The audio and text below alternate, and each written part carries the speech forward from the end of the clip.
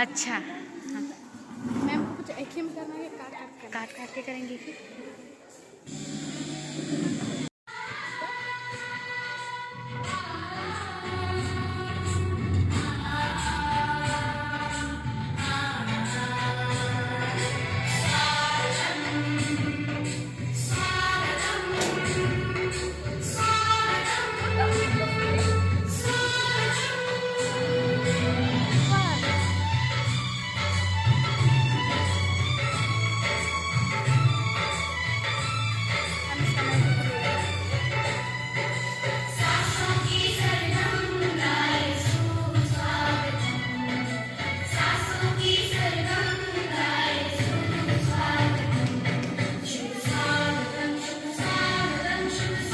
करिए ना जी कैसे क्या कर रही है?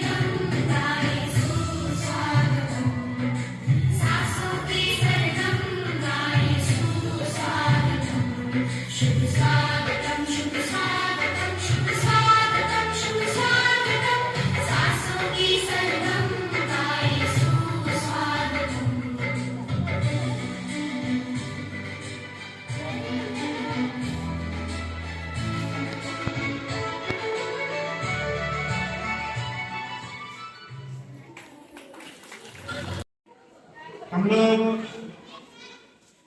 एक एक करके सभी कार्यक्रम की ओर हम लोग बढ़ेंगे। उसमें सबसे पहले अपने बच्चे जिस क्लास में पढ़ते हैं उस क्लास के वर्ग शिक्षक या शिक्षिका के साथ बैठ करके आपको मंत्रणा करना है कि बच्चा का प्रगति किस तरह से है, बच्चे में क्या कमी है, उस पर विचार विमर्श करने हैं। तो देवरा सर किधर है?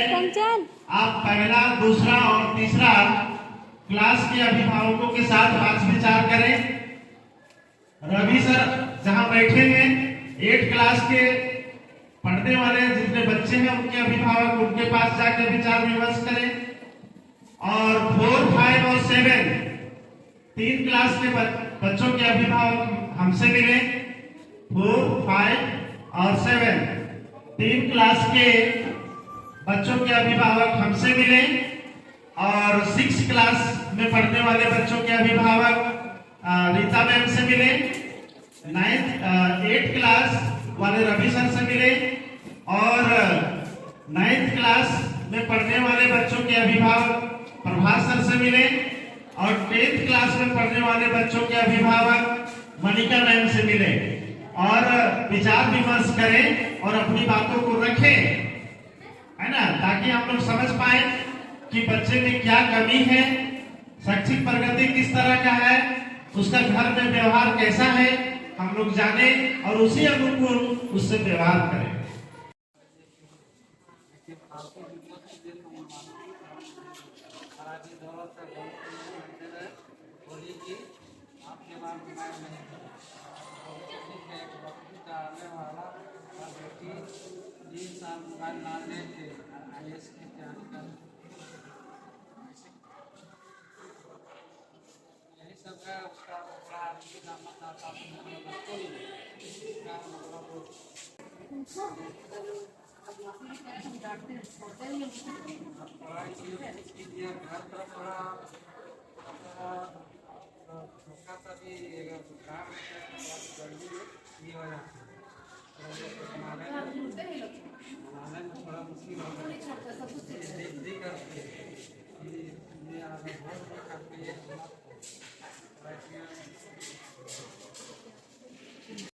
और फिर उस समय में शिक्षक के साथ साथ बच्चों को जोड़ा गया और उन शिक्षक और बच्चों को कहा गया कि सभी बच्चे को रोज विद्यालय जाने के लिए आपको सीटी बजाना है। जो कार्यक्रम भी चला, शिक्षा पर ध्यान ही नहीं है। अगर हम लोग जानते कि भाई शिक्षा अनिवार्य है, सरकार, आप लोग पढ़ते होंगे कि अनिवार्य शिक्षा हो जाना चाहिए।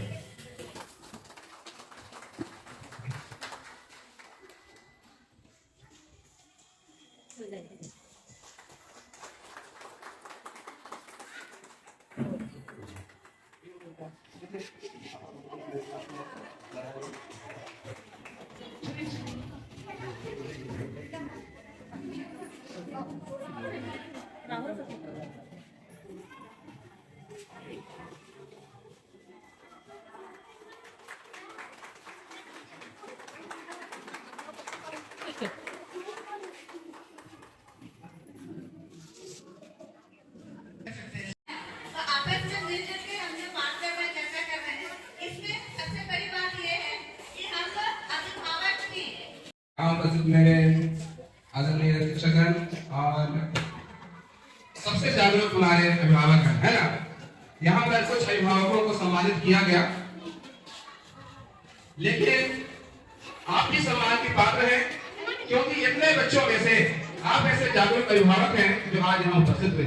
इसलिए ये सारे फूल आप लोगों के लिए प्रोग्राम के बाद ले जाइएगा। आप हम लोग अपने लोग तारीफ डाल देंगे जोड़ा।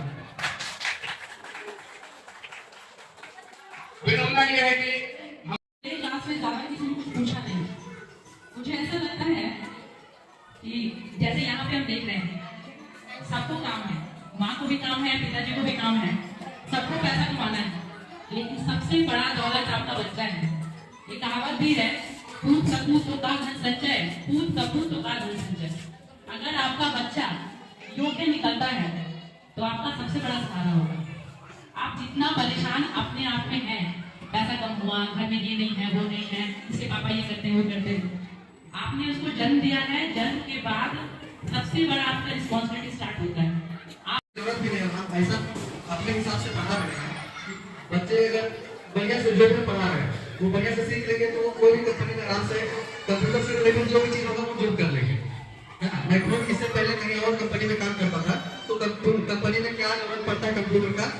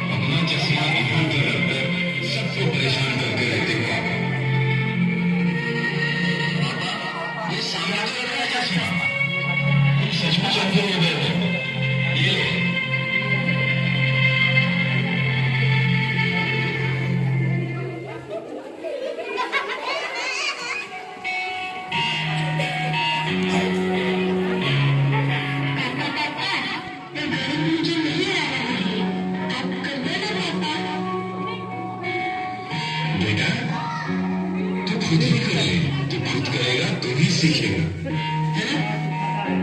चल तू प्रयास कर चल।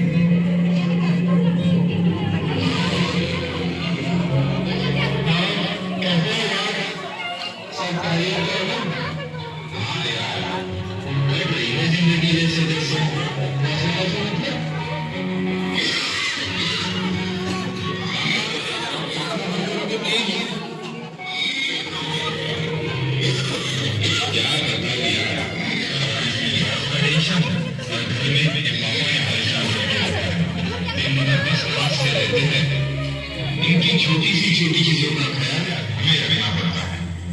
अरे लेकिन तुमने अभी तक इस मुसीबत को घर पर पाल कर क्यों रखा है?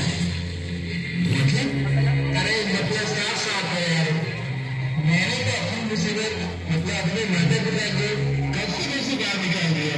घर के बाहर मतलब घर के बाहर मतलब वृद्धाश्रम।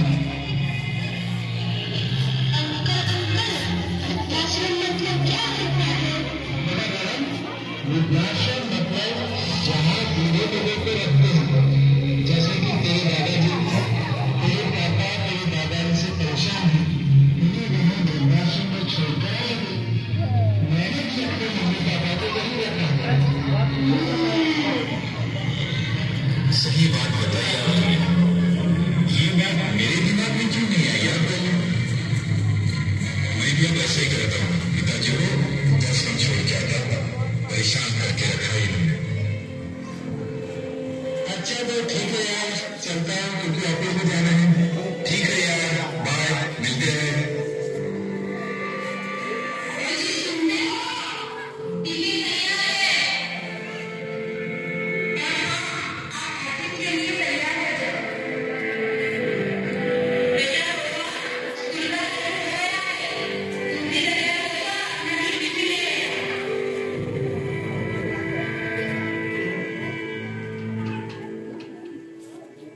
मम्मी मेरा चश्मा कहाँ है?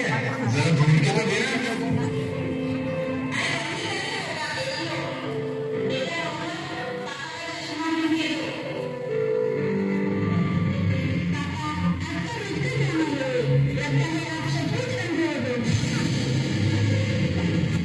ये सामने ही तो रखा है चश्मा। पता नहीं पापा, आपसे कब छुटकारा मिलेगा? अब जब मेरे बीमार हो जाओ, मैं भी अपना वृद्धाश्रम में छोड़ दूंगा। ये क्या तरीका है माँ से बात करने का? कहते हैं स्कूल में यही सब सीखते हैं। स्कूल में नहीं पापा, मैं तो आपसे ही सीखता हूँ। पापा, मेरी जरा सी गिरने पर आपको कितनी टेंशन हो गई? ये टेंशन मतलब आपका डैडी है ना पापा?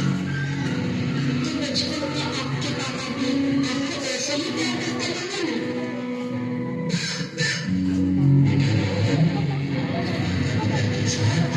ऐसा होगा बिल्कुल नहीं करना चाहिए।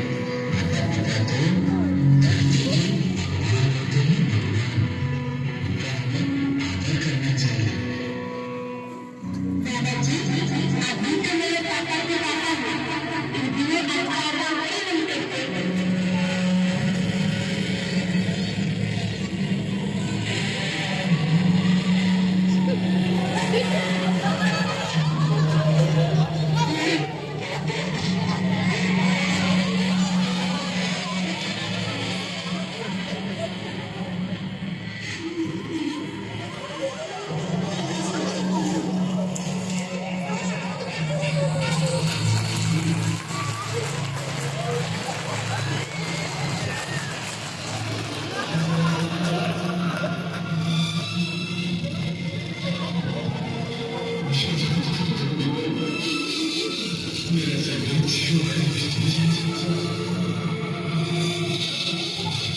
हर